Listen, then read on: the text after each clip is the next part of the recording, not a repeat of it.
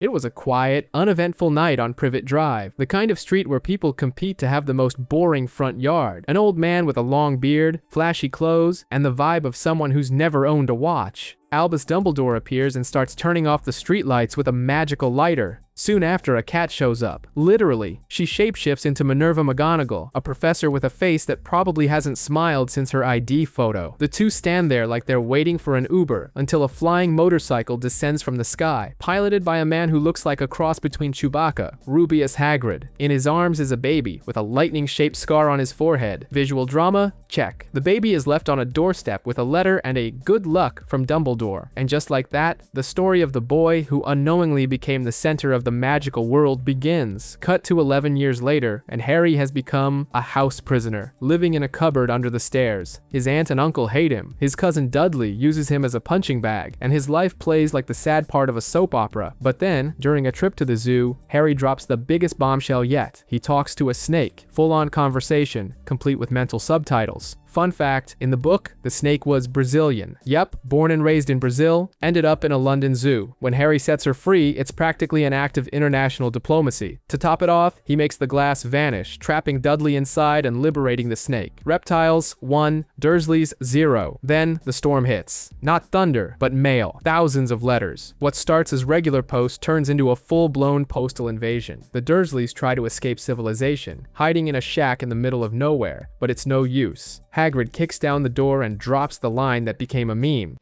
You're a wizard, Harry. And boom, just like that, the kid's life changes more than a pop star's hairstyle on tour. Harry is thrown headfirst into the magical world. At Diagon Alley, he learns he's famous. Like internet famous. Nobody really knows why, but everyone recognizes him. The reason? Simple. He survived the most feared dark wizard of all time, Voldemort, whose name is more taboo than politics at Thanksgiving dinner. Oh, and Voldemort also murdered Harry's parents. Dramatic enough for you? With a one-way ticket to Hogwarts, Harry boards the train at the iconic platform 9 3/4, and that's where the game-changing friendships begin. Ron Weasley, redhead, broke, and almost too loyal, and Hermione Granger, the walking encyclopedia, with a desperate need for teacher approval. At the school, the Sorting Hat nearly sends Harry to Slytherin, but he protests and lands in Gryffindor, because nobody wants genocidal classmates in their first year. School life begins. Potion classes with Snape, the adult emo of the story, spells that make feathers float, and the wildest sport ever invented, Quidditch. Harry, 11 years old and with no health insurance, becomes the youngest Seeker in a century, because safety is for muggles. Of course, there's trouble brewing. The Golden Trio stumbles upon a 3-headed dog guarding a mysterious door, and at Hogwarts, a locked door always means trouble. Suspicion falls on Snape, especially after a troll breaks into the castle, which apparently is just a regular Tuesday there. Hermione almost dies, but Ron and Harry save her, and just like that, their unbreakable friendship is born, along with years of future stress. With some detective work and absolutely zero adult supervision, the trio uncovers the object being guarded, the Sorcerer's Stone, a mythical item that grants immortality. Magical trivia: Nicolas Flamel, the stone's creator, was real, a 14th century French alchemist turned legend for supposedly discovering the secret to eternal life. And guess who wants it? Yup, Voldemort, who's now literally sharing a head with Professor Quirrell, the guy who looks like he's always one breath away from a panic attack. In the final mission, the trio faces a magical obstacle course. Killer plants, flying keys, and a life-size chessboard that makes the World Championships look like checkers. Ron sacrifices himself, always with the drama. Hermione holds the line with textbook logic, and Harry pushes on. At the end of the line, Harry finds the Mirror of Erist, which shows your deepest desires but doubles as a magical safe. The stone appears in Harry's pocket because he only wanted to protect it, not use it. Quirrell tries to take it from him but turns to ash when he touches Harry. Literally, Voldemort flies off like a soap opera villain. Dumbledore shows up for the moral of the story. His mother's love protected him. The stone is destroyed. And Hogwarts, of course, wraps up the school year by awarding Gryffindor the House Cup. Thanks to a little narrative convenience and a helping hand from the headmaster, Harry goes back home. But now he knows that the cupboard under the stairs isn't his world anymore. He belongs to the world of magic, where he is the boy who lived on one of those uneventful summer nights in Surrey where nothing magical ever happens, except boredom. Harry is in his room, staring at photos of his parents and friends, lost in a melancholy mood worthy of a weekday afternoon movie. Meanwhile, Hedwig, the most dramatic owl in the UK, throws a fit. The Dursleys, naturally, threaten to deport her if she doesn't shut up. Apparently magical zoos still aren't a thing. The domestic tension peaks during a dinner with the Masons, when a house elf in desperate need of therapy, Dobby, shows up in Harry's room like a maniac. He warns that Hogwarts is more dangerous than an open bar rave and drops a cake on the guests' heads. Result: Harry is sentenced to solitary confinement, complete with bars on the window. Zero romance here. Days later, salvation arrives. Ron and the Weasley twins break into Harry's room with a flying car. Fast and Furious Wizard Edition. Harry ends up at the Burrow, where he's finally treated like a human being. But hold on, we're still just in the prologue. In Diagon Alley, Harry gets lost. Shocking. Only to be rescued by Hagrid, the magical world's emergency Uber. At the bookstore, Gilderoy Lockhart, the king of inflated egos and unnaturally white teeth, forces Harry into a photo op. We also get Lucius Malfoy throwing shade at Hermione and the Weasleys, because prejudice and arrogance are clearly hereditary. At the train station, Harry and Ron can't get through the barrier, because magic apparently fails you at the worst times. They take the car to Hogwarts, crash into the Whomping Willow, a tree with serious anger issues, and nearly get expelled. But this is Hogwarts, so they just get detention, because, you know, consistency is overrated. Soon, the school goes full horror movie mode. Filch's cat is found petrified with a creepy message about the Chamber of Secrets. Harry starts hearing voices, always a great sign of mental health, while Draco Malfoy drops a racist slur worthy of permanent cancellation. Enemies of the air, beware. You'll be next, mudbloods. Cringe determined to investigate, the trio decides to brew Polyjuice Potion because it's totally normal for 12-year-olds to mess with mutagenic substances. During a Quidditch match, a cursed bludger attacks Harry, and Lockhart, our Instagram hero, tries to heal him and erases all the bones in his arm instead. Bravo, Gilderoy. In the hospital wing, Dobby reappears for another round of shocking revelations, confessing he sabotaged everything out of love. How sweet and reckless. More students turn into statues. Harry finds Tom Riddle's diary, basically a dark arts Google Docs, showing Hagrid being falsely accused. Trying to solve the mystery, the boys visit Aragog, a giant spider who doesn't kill them out of respect for Hagrid. How touching. With Hermione petrified, they figure out, thanks to clues that only make sense in an escape room, that the monster is a giant basilisk slithering through the school's plumbing, because apparently Hogwarts' water system is designed for mythical beasts. Ginny goes missing. Lockhart tries to run away from responsibility. Surprise, but gets dragged down to the chamber. He then erases his own memory with a backfired spell, becoming the saga's ultimate comic relief. Harry faces the basilisk alone, in a sequence featuring a phoenix, a magic sword, deadly eyes, and a cursed diary. Long story short, he wins, destroys the diary, saves Ginny, and scores major drama points. In the end, everyone is cured, Lucius Malfoy is outwitted with a sock. Yes, that actually happens. Dobby is freed, and Hagrid makes his grand return like it's the finale of a reality show. Another peaceful year at Hogwarts wraps up with cheers and collective relief. Harry is locked in his room, hiding under the sheets like a teenager trying to sneak in some late-night TV after curfew. He's going full wizard mode with the Lumos Maxima spell. The light bursts out like a truck's high beams, until the sound of a car pulling up shatters the mood. Uncle Vernon, rocking that "I know something's up" face, barges in to investigate. But like every amateur detective who's just a little too confident, he finds nothing and leaves grumbling. But of course, because misery loves company, in comes Aunt Marge, Britain's poster child for unsolicited cruelty, escorted by her trusty sidekick, a psychotic bulldog named Ripper. During dinner, the toxicity level spikes higher than a mean stalk, and between one insult and another, Aunt Marge drops this gem. The problem is bad blood. Harry, fed up with being the family punching bag, snaps. Literally. The woman starts inflating like one of those car dealership balloon guys and floats away, almost taking the dog and Vernon with her, a spectacle worthy of a magical version of Jerry Springer. Fed up, Harry bounces from the Dursleys' house, dragging his suitcase like someone quitting their job and hopping into an Uber to nowhere. But peace isn't really his thing. In the park, he's greeted by a creepy black dog, not a metaphor. And just before he becomes Dog Chow, "My name is Stan Shunpike and I will be your conductor for this evening."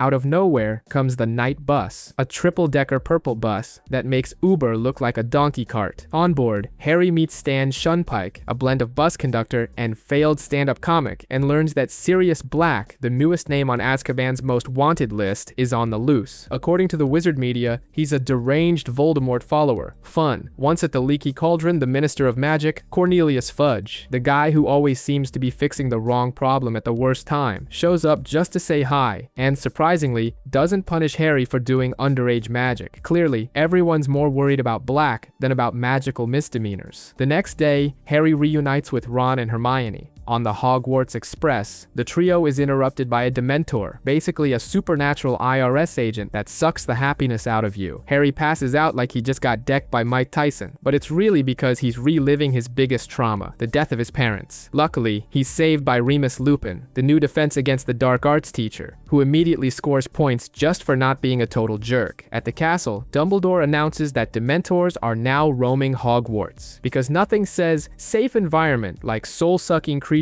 hovering around children. Classes resume, and, as always, chaos follows. Trelawney predicts Harry's death. Again, Hagrid introduces Buckbeak, a hippogriff that's part horse, part eagle, and Draco Malfoy, everyone's favorite mini-villain, is dumb enough to provoke the creature and gets kicked. Result? Hagrid's now facing a lawsuit. Yes, in the wizarding world, even hippogriffs lawyer up. Harry starts training with Lupin to conjure the Expecto Patronum and fend off Dementors. Meanwhile, the castle turns into Hogwarts Confidential. The fat lady's portrait is attacked, and Sirius Black is the prime suspect. Using his invisibility cloak and the Marauders map, Harry discovers that Sirius was actually his parents' BFF and, according to everyone, the traitor. Harry, fueled by a primetime soap opera thirst for revenge, swears to kill Black. But just when everything seems to be falling apart, comes the guess who the real villain is moment. Scabbers, Ron's rat, is actually Peter Pettigrew, the true traitor. Lupin and Sirius reveal the truth, and Snape bursts in just to get a triple Expelliarmus from the kids. Pettigrew escapes, because letting villains go is practically a sport in this franchise, and Sirius nearly gets arrested. But surprise, Hermione has a time turner. She and Harry travel back in time, save Buckbeak and Sirius, who rides off into the night like a true king of the chaos. In the end, Lupin resigns because being a werewolf doesn't exactly sparkle on a resume, and Harry, he gets a brand new firebolt as a gift. Out of nowhere, of course. But hey, with magic, anything's possible. Even express delivery with no receipt. We're thrown straight into a setting worthy of a B-grade horror flick, an abandoned mansion perched ominously atop a hill. It could easily pass for a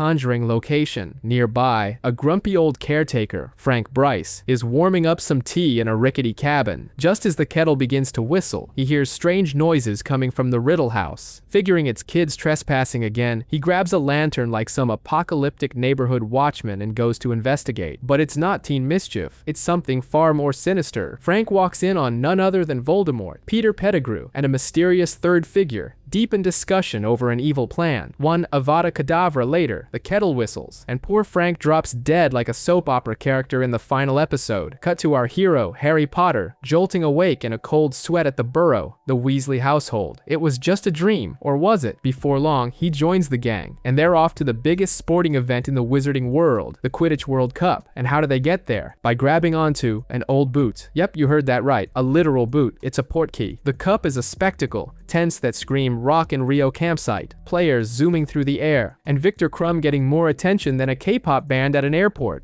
But of course, where there's a party, there's trouble. Death Eaters crash the scene in the dead of night, dressed like dark wizards from a supremacist rally. They torch the place and leave the dark mark blazing in the sky like a magical firework from hell. Harry faints, wakes up amid the chaos, and, naturally, gets blamed by Amos Diggory, because when things go south, it's always Potter's fault. When they finally return to Hogwarts, thinking they'll finally catch a break, surprise! Dumbledore announces the return of the infamous Triwizard Tournament, basically medieval Hunger Games. 3 schools, 3 champions, 1 deadly competition. Everything's under control until, poof, the goblet spits out a 4th name, Harry Potter. One small detail, he wasn't even eligible, but since rules at Hogwarts are more like suggestions, he's officially in. Suspicion runs wild, especially with Ron turning into the classic jealous best friend. Meanwhile, journalist Rita Skeeter turns Hogwarts into a tabloid reality show. And to top it all off, Sirius Black pops in with a magical heads up. First task, face a dragon, specifically a Hungarian horntail. And who gives Harry the heads up? Alastair Moody, the new professor who looks like he's wrestled trolls barehanded. Harry grabs his broom and pulls off the impossible. He doesn't die. And even better, he wins Ron back. A miracle. Second task, rescue something precious from the bottom of the lake. Thanks to a clue from Cedric and a ghostly assist from Moaning Myrtle, Harry figures it out. It's literally underwater. He saves Ron and even helps Fleur's little sister. Bonus points for empathy, because in the wizarding world, being a decent human still counts. But things go dark fast. Barty Crouch Sr. vanishes, and Harry starts getting Voldemort visions that feel straight out of a Netflix true crime series. In the Pensieve, he watches old trials and realizes the wizarding world wears more masks than a Met Gala, and that the moody walking around might not be moody at all. Final task: a maze that feels like Freud designed it. Paranoia, hallucinations, and zero trust. Harry and Cedric reach the cup together, agree to share the win, and bam, cemetery. Because nothing says teen fantasy adventure like a demon resurrection ritual. There, Cedric is killed off like a high-budget extra, and Voldemort returns with a brand new look. Harry's blood, his dad's bone, and a dash of American Horror Story. He duels Harry, but the wand connection triggers a rare phenomenon. Spiritual Wi-Fi. The dead show up to help. Harry escapes with Cedric's body. Trauma? Oh yes. Back at Hogwarts, Dumbledore drops the bomb. Voldemort is back. And there's still time for a twist. The Moody they've been trusting? Actually, Barty Crouch Jr., chugging Polyjuice potion like it's Halloween night. Busted, arrested, game over. Dumbledore wraps it all up with a powerful speech about unity, truth, and bravery. Harry, Ron, and Hermione realize recess is over. The war has begun, and that magical childhood left behind, along with any hope of a peaceful school year at Hogwarts. The sun's blazing hot, so hot it could fry your thoughts. And right in the middle of this Dementor-melting heat wave, there's Harry, slumped in a park, staring at a scene straight out of a butter commercial. Happy mom playing with her kids. And there he is, alone. No time for sympathy though, because here comes Dudley's gang, the background characters of every bullying scene, dead set on making Harry's day a living hell. As if regular bullying wasn't enough, Dudley decides to go for the low blow, mocking Harry's mom like she's just another punchline. But then the universe claps back, the sky darkens in a blink, the wind turns icy, and boom! Dementors! Yep, apparently the Ministry forgot to mention that broad daylight horror shows were now on the agenda. In the chaos, Harry scrambles to defend himself, and even ends up saving Dudley, who's now paler than a sheet of parchment, by casting a Patronus, because if there's one thing Harry isn't, it's a coward. The reward? A lovely letter from the Ministry summoning him for a hearing, with the very real threat of being expelled from Hogwarts. Back at the Dursleys, the vibe gets even more hostile than a round of Auror interrogation. But before Harry can completely lose it with confusion and fury, in swoops the good gang, Mad-Eye Moody and the Order of the Phoenix, who whisk him away to number 12, Grimmauld Place, a house as cozy as it sounds. There, he reunites with his friends, and that feeling of being kicked out of the group chat. But then, Sirius shows up, and boom, instant found family warmth that hits you right in the feels. Then comes the hearing. The courtroom? Oh, total chill vibes. Just kidding. Dumbledore is there but emotionally checked out, defending Harry with the enthusiasm of someone filling out tax forms. The charge: using underage magic, which is a big no-no.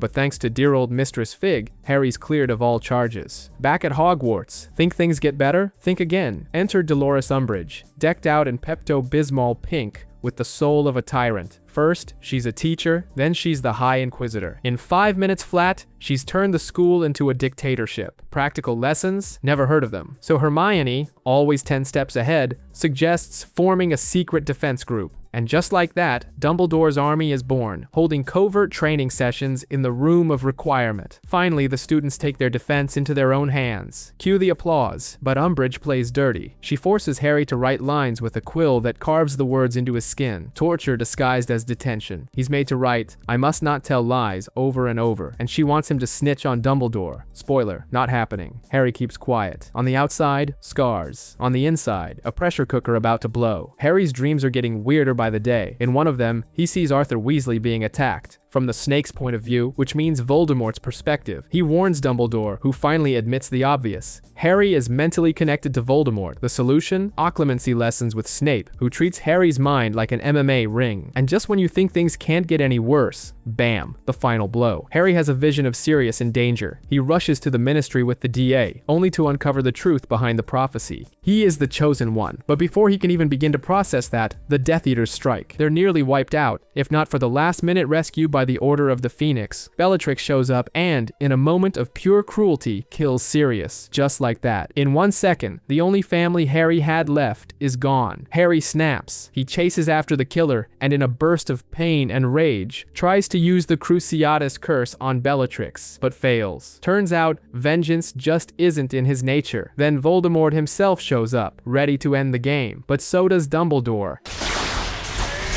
and we get the most epic duel of the entire saga. Voldemort tries to possess Harry, but it doesn't work. Why? Because Harry has love. Yeah, it might sound cheesy, but it's also the truth, and that's more powerful than any Avada Kedavra. Afterwards, Harry drops the final bombshell. Neither one can live while the other one survives. Just what Harry needed to sleep well at night. Back at the station, reunited with Ron and Hermione, Harry carries pain, grief, and one undeniable truth. He has something Voldemort will never understand. Love, friendship, people willing to fight with and for him. And that, my friend, you won't learn in any spellbook. The world is on the brink of collapse, and believe it or not, this time, it's not just the wizarding one. Amid a storm straight out of a biblical apocalypse, a hurricane of black clouds tears across the London sky, and the Millennium Bridge crumbles into metallic dust before the stunned eyes of Muggles, who, until now, only feared overdue bills. Enter Voldemort's gang, the Death Eaters. Among them are Bellatrix and Greyback, the latter looking like a werewolf's worst nightmare. Ollivander, the wand guy, gets kidnapped without leaving behind even the scent of burnt parchment. The message is clear. The Muggle world is officially on the hit list, and our beloved Harry, he's just getting by until Dumbledore shows up and basically says, grab your toothbrush. Things just got real. They visit a wrecked house and find Horace Slughorn disguised as an armchair. Yes, an armchair. The old professor thinks he's the king of camouflage, but really he's just hiding from the Death Eaters. Still, Slughorn is vain and loves a good celebrity. So once Harry drops the boy who lived card, the professor agrees to return to Hogwarts. What he doesn't know yet is that he once shared a crucial piece of info with young Tom Riddle, a key clue about Horcruxes. Back at Hogwarts, forget about peace. Harry's radar goes wild around Draco Malfoy, who's got the shady look of someone hiding a corpse in the basement. He sees Draco sneaking into Borgin and Burke's with his mother and just knows something's up, but with no proof. It's just another conspiracy theory based on heroic hunches. Meanwhile, Narcissa Malfoy goes full drama mode at Snape's place, begging him to protect her son and, if needed, finish the dirty work. Snape, with his classic "I don't even trust my reflection" face, agrees and seals the deal with an unbreakable vow, because nothing says trust like a spell that kills you if you break the deal. In potions class, Harry becomes a wizarding prodigy thanks to a mysterious scribbled up book signed by the Half-Blood Prince. It's basically a turbocharged spell manual, genie in a bottle style. Naturally, Hermione isn't thrilled with a book that seems to know more than she does. Dumbledore starts showing Harry the dark and twisted backstory of Voldemort, or rather, Tom Riddle, the sociopathic child prodigy. The kid was a manipulative creep from day one, treating fellow orphans like test subjects for magical experiments. Safe to say, his childhood was more demonic internship than innocent playtime. Tension spikes when Katie Bell is cursed by a deadly necklace meant for Dumbledore. She barely survives, and Harry immediately suspects Draco. But again, zero proof. Amid the gloom, there's still time for teenage drama and romance. Ron and Hermione bicker. Ginny and Harry simmer with slow burn chemistry, and in the middle of all that, Harry tries to get a damning memory out of Slughorn, who dodges the topic like a pro. Only with a dose of Felix Felicis, the lucky potion, does he finally spill the truth. Voldemort split his soul into fragments, like a death-themed sticker album. Congrats, we've got an immortal psychopath on our hands. Dumbledore then takes Harry to a cave that looks like a set from a dark wizarding cult ritual. There he drinks a poison potion while hallucinating and suffering like a telenovela star. Barely conscious, he and Harry manage to retrieve a locket, which, naturally, turns out to be a fake. Back at Hogwarts, things hit rock bottom. Draco finally takes action and opens the passage for the Death Eaters. Snape shows up, Avada Kedavra. wastes no time, and blasts Dumbledore with a straight-up Avada Kedavra. The Death Eaters storm the castle, chaos reigns, and an eerie emptiness takes hold. And as if that weren't enough, Harry discovers the locket's a sham. Inside is a cryptic note from someone named R.A.B., who claims to have taken the real Horcrux and is on a mission to destroy it. So, to recap, Dumbledore's gone, we've got a new clue, and another riddle to solve. Who the heck is R.A.B., and where's the real Horcrux? These are dark times, folks. Literally. It's raining, and not just outside.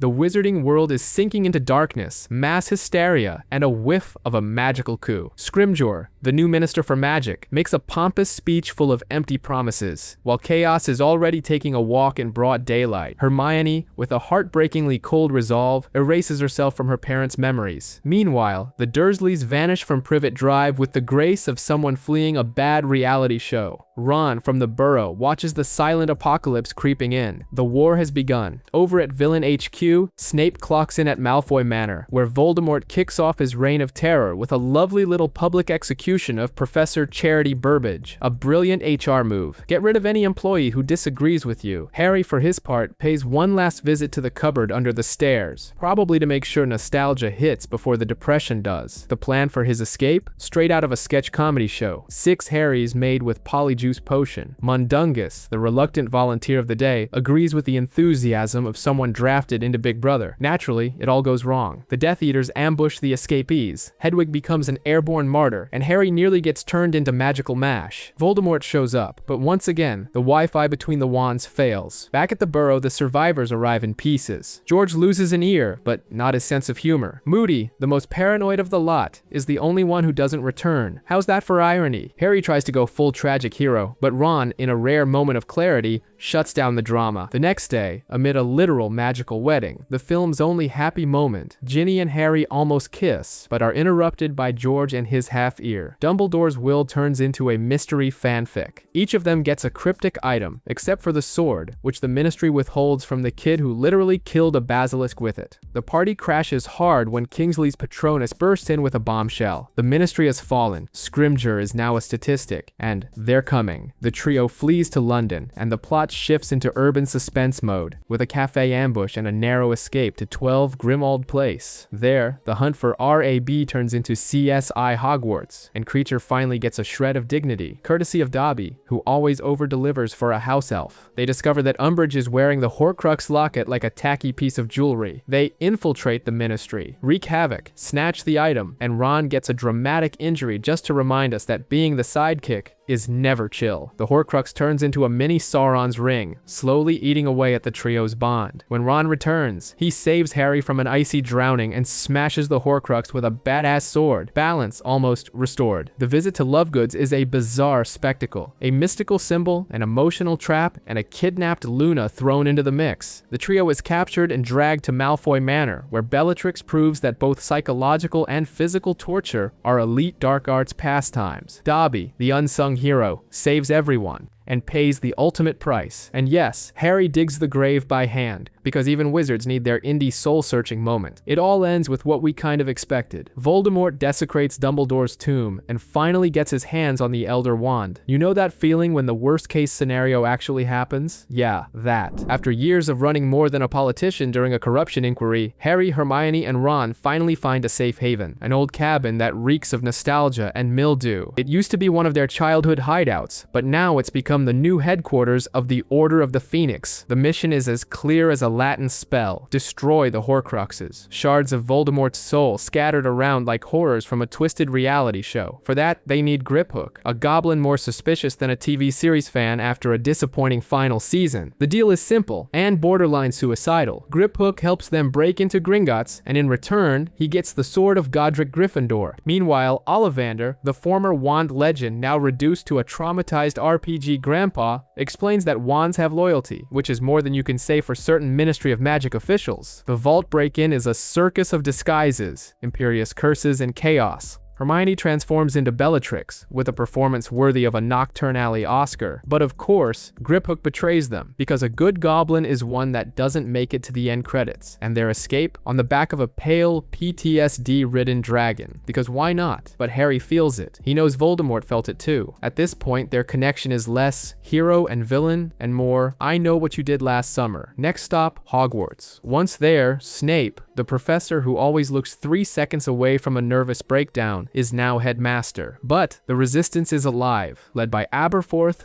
Dumbledore's brother and owner of a pub with more secrets than Umbridge's filing cabinet. Neville, Ginny, Luna, and the rest of the battle-scarred generation are ready for war. Hogwarts transforms into a full-blown battleground worthy of the Lord of the Rings, complete with enchanted statues, spells lighting up the sky, and chaos in high definition. Harry sets out in search of Rowena Ravenclaw's diadem. The diadem is hidden in the Room of Requirement, but before they can destroy it, Draco, Crabbe, and Goyle show up. Also known as Team We Have no idea why we're here. Crabbe unleashes a cursed fire straight out of Dante's Inferno, and it's only in those flames that the Horcrux finally meets its fiery end. Meanwhile, Voldemort gives Hogwarts an ultimatum: hand over Harry, or watch the school burn. And then comes the twist: Snape dies, but not before giving Harry the real plot. In his memories, we witness one of the greatest unrequited loves of all time, Snape plus Lily. Along with a jaw-dropping revelation, Harry himself is a walking Horcrux. Like any true hero, he knows what he has to do. He walks into the Forbidden Forest, greets death with a casual "what's up?" and dies. Or does he? He finds himself in a sort of magical airport terminal limbo, has a heart-to-heart with Dumbledore, hears some hard truths, and decides to return. Voldemort thinks he's won and parades Harry's corpse like a World Cup trophy. But then comes Neville, who started as a background character and ends as the MVP, slicing Nagini, the final Horcrux, in half with the sword of Gryffindor.